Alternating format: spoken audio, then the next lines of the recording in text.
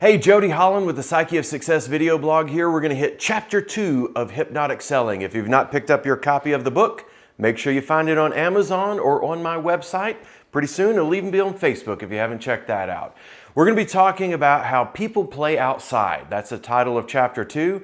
The fact is that most people, when they have a problem to solve, even if they know the information, they're still going to look for external validation to make sure that they're on the right track. So one of the statements in here is, if you knew what to do, you would already be doing it.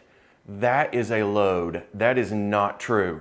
Most people know exactly what they're supposed to do to fix their problem, but they're still not doing it. The reason that they need a salesperson like you is they need someone to come in and say, looking at everything that you have here, here's what I believe you should be doing next. They're looking for that external validation.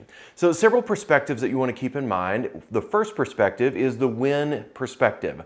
W-I-N as an acronym is what's important now. When I'm selling to people, I'm going to have several different things that they can look at. So I'm going to say, I do this, I do this, I do this, and I do this. So I have these 5 or 6 things that are mapped out in this nice little graphic, and then I'll put that in front of them and I'll say, when you look at these areas, what's important now to you? So they're going to look at them and they go, oh, this is important. For example, building my sales process. That's the most important thing to them. The second thing that I'm going to have to ask them is, when you look at that sales process, why is that important to you? What I need to know is what's the emotional energy or intensity behind what they believe is important to them. By understanding that emotional energy, I'm able to connect the dots to how important is that to this person. Think about it from an auto perspective, for example. A person comes in to buy a car, the worst thing that a salesperson can do is go, hey, let me show you the sales that we got on this, and what do we need to get the payments to get you in this sucker today? That's an immediate turnoff for the vast majority of consumers.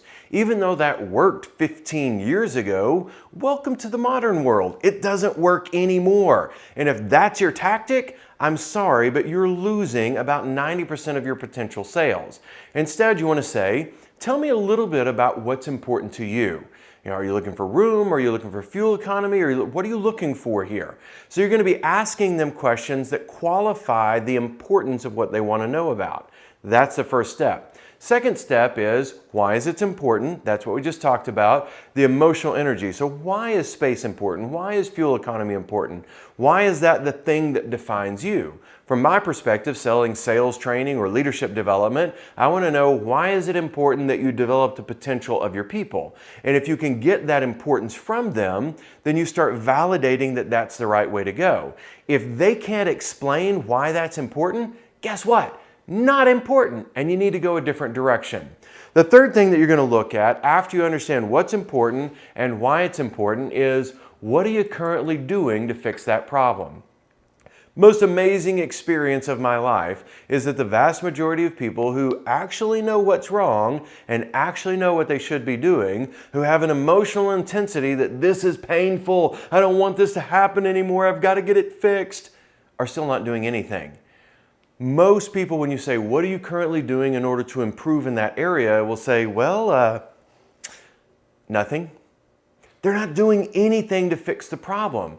Because, going back to the chapter title, people play outside. They play outside of their own head and they're looking for, what can you do or how can you fix this? Even though the information is in a book, they will still learn it better, and they will engage at a deeper level by hiring someone like me to come in and actually teach the information so that I can push them and their people to be in the right direction. So once you understand what they are doing to move forward, which is generally nothing, I'm going to go back to that second question again.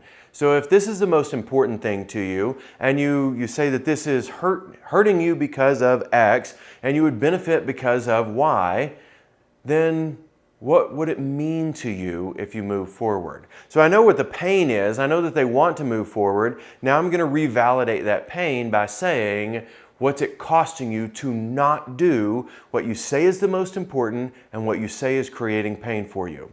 Then I'm going to say, how would you benefit? So I want to know, what's the pain of not going forward and what's the pleasure of going forward? Ultimately, in the human psyche, we're motivated by only 2. How many? Yes, 2 different motivators. The avoidance of pain, the pursuit of pleasure.